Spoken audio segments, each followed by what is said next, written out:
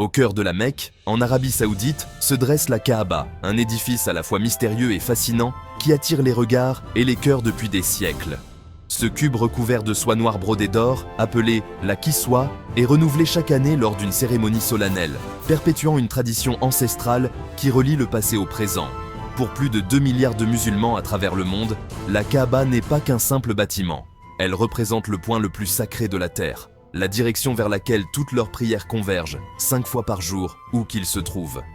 Chaque année, des millions de pèlerins, venus de tous les continents, convergent vers elle pour accomplir le Hajj, l'un des 5 piliers de l'islam, un voyage spirituel et physique qui marque une étape essentielle dans la vie de tout croyant.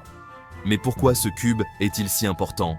Pour le comprendre, il faut remonter à ses origines bien avant l'avènement de l'islam, à une époque où la péninsule arabique était un carrefour de civilisation et de croyances. Selon la tradition musulmane, la Kaaba fut la première maison de culte dédiée à Dieu, érigée par le prophète Ibrahim, Abraham et son fils Ismaël sur ordre divin, dans un désert aride et isolé. Ce geste symbolisait la soumission totale à la volonté de Dieu et l'unité de l'humanité autour d'un même créateur. Sa forme simple et dépouillée rappelle que la grandeur réside dans la pureté de l'intention et non dans l'opulence ou la richesse matérielle. Ce cube, sans ornement superflu, invite à la réflexion et à l'humilité. Aujourd'hui, la Kaaba est le cœur battant de la grande mosquée de la Mecque, la plus grande du monde, capable d'accueillir des millions de fidèles venus prier, méditer et se recueillir. Vue du ciel, la Kaaba apparaît comme le centre de cercle concentrique formé par les pèlerins en prière. Un spectacle saisissant qui symbolise l'unité et l'égalité de la communauté musulmane, sans distinction de race, de langue ou de statut social. Peu importe leur origine, leur culture ou leur langue, tous sprintent dans la même direction, unis par la foi et le désir de se rapprocher de Dieu, créant ainsi un lien invisible entre des millions de cœurs à travers le monde. La Kaaba n'est pas seulement un repère historique ou architectural, elle est avant tout un symbole spirituel et unificateur. Un point de convergence pour l'humanité en quête de sens et de paix intérieure.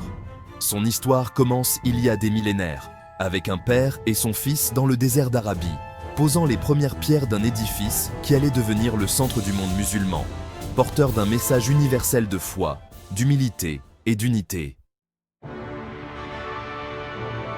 Pour comprendre la Kaaba, il faut revenir près de 4000 ans en arrière. Selon la tradition islamique, Dieu ordonne à Ibrahim et à son fils Ismaël de bâtir ce sanctuaire.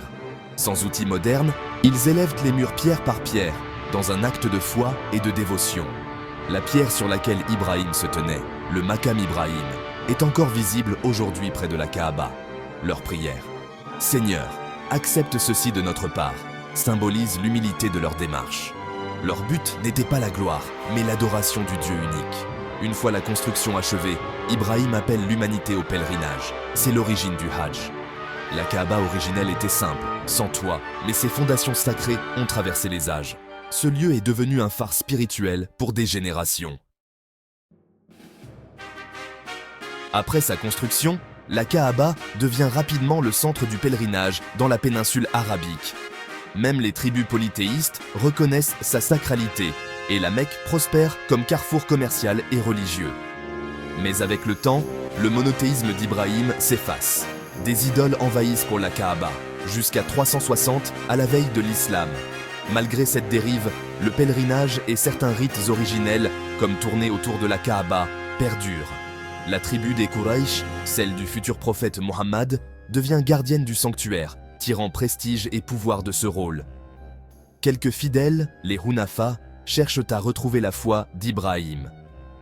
C'est dans ce contexte mêlé de tradition et de polythéisme que naît Muhammad, porteur d'une mission de restauration du monothéisme. Sa mission, rendre à la Kaaba sa vocation première, symbole pur de l'unicité de Dieu. 5 ans avant la révélation à Muhammad, la Kaaba, centre spirituel de la Mecque, est gravement endommagée par une inondation dévastatrice. Les eaux envahissent la ville sainte, submergeant la structure sacrée et laissant la communauté sous le choc. Les habitants de la Mecque, profondément attachés à la Kaaba, voient dans cette catastrophe un signe inquiétant, une épreuve pour leur foi et leur unité. Les Quraysh, gardiens de la Kaaba, se réunissent pour décider de la marche à suivre.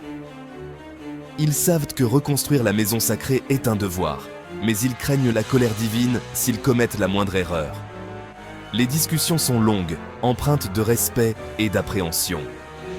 Après bien des hésitations et des prières, ils se résolvent à démolir la structure endommagée, pierre par pierre, jusqu'aux fondations d'Ibrahim, le patriarche vénéré.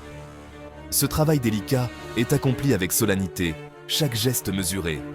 Les Quraysh s'engagent à n'utiliser que de l'argent honnête, refusant tout gain illicite pour ce projet sacré. Mais les ressources manquent rapidement. Faute de moyens, la Kaaba est reconstruite sous une forme plus modeste. Un simple cube et une partie de l'enceinte originelle, le Hijr Ismaïl, restent à l'extérieur, marqués par un muret.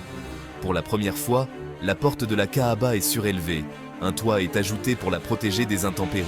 Et chaque clan de Quraysh participe activement à la reconstruction, renforçant ainsi le sentiment d'unité et de responsabilité collective. Mais à la fin des travaux, un nouveau défi surgit. Qui aura l'honneur suprême de replacer la pierre noire, la plus sacrée des reliques? Les chefs de tribus se disputent, chacun revendiquant ce privilège pour son clan. La tension monte rapidement, les voix s'élèvent, la guerre civile menace d'éclater au cœur même de la ville sainte. L'atmosphère est électrique, chaque instant peut faire basculer la paix fragile. Pour éviter le pire, un compromis est proposé. Le prochain homme à entrer dans le sanctuaire décidera du sort de la pierre noire. Tous retiennent leur souffle, attendant de voir qui le destin va choisir. Le destin désigne Muhammad, alors jeune homme respecté pour sa droiture, son honnêteté et sa sagesse. Sa réputation inspire confiance à tous les clans présents. Muhammad va alors proposer une solution ingénieuse et équitable, un geste qui marquera durablement les esprits et préservera l'unité de la tribu face à l'adversité. À une époque de tension entre les clans de la Mecque, un conflit éclate au sujet de la pose de la pierre noire, une pierre sacrée, lors de la reconstruction de la Kaaba. Muhammad, surnommé Al-Amin pour son honnêteté et sa fiabilité, est choisi comme arbitre par les chefs de tribu, tous conscients de sa réputation irréprochable. Plutôt que de favoriser un clan au détriment des autres, il propose une solution ingénieuse et équitable. Placer la pierre sur un manteau afin que chaque chef de clan puisse tenir un coin du tissu. Ainsi, tous participent à l'acte sacré, évitant toute jalousie ou rivalité. Ensemble, unis dans un rare moment de coopération, ils portent la pierre noire jusqu'à la Kaaba, sous le regard attentif de la foule rassemblée. Arrivé au sanctuaire, Muhammad prend alors la pierre noire avec respect et la place lui-même dans le mur de la Kaaba, accomplissant ce geste avec solennité.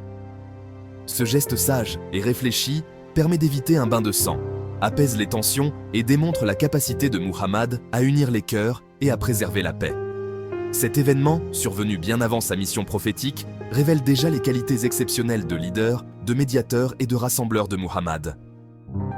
Grâce à cette résolution pacifique, la Kaaba est restaurée dans la sérénité et la ville de la Mecque retrouve son harmonie. La pierre noire retrouve sa place d'honneur et la communauté, soulagée, sort renforcée et plus unie de cette épreuve difficile. Ce moment historique est resté à travers les siècles un symbole puissant de justice, d'équité et d'inclusivité pour tous les croyants.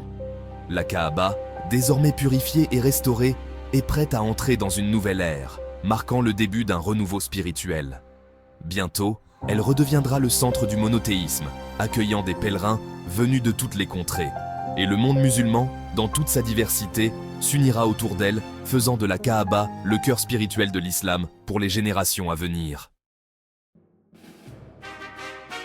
Après Muhammad, l'expansion de l'islam attire des foules toujours plus nombreuses à la Mecque. Le calife Omar initie le premier agrandissement de la mosquée, achetant et rasant les maisons autour de la Kaaba pour créer une vaste esplanade. Un muret délimite la nouvelle enceinte avec des portes pour faciliter l'accès. Othman, son successeur, construit des murs plus hauts et les premiers portiques couverts pour abriter les fidèles. Les dynasties suivantes, Omeyyades et Abbassides, embellissent la mosquée avec mosaïques et marbres, l'agrandissant sans cesse. Chaque extension vise à accueillir plus de pèlerins et à servir la communauté. La Kaaba, dans sa simplicité, reste toujours le centre spirituel. Ces travaux posent les bases de la grande mosquée d'aujourd'hui. Sous l'Empire ottoman, la mosquée connaît d'importantes rénovations. Les sultans investissent dans la préservation du site, remplaçant les portiques par des dômes et offrant la kiswa, Le drap noir de la Kaaba. Au XXe siècle, l'Arabie Saoudite lance des expansions sans précédent pour accueillir des millions de pèlerins. La mosquée s'agrandit, intègre technologies modernes, climatisation, escalator et de nouveaux minarets. Le mataf, l'aire de circumambulation, s'étend sur plusieurs niveaux. L'objectif reste le même, permettre à tous d'accomplir les rites dans les meilleures conditions. Malgré la modernité, la Kaaba demeure le cœur du sanctuaire.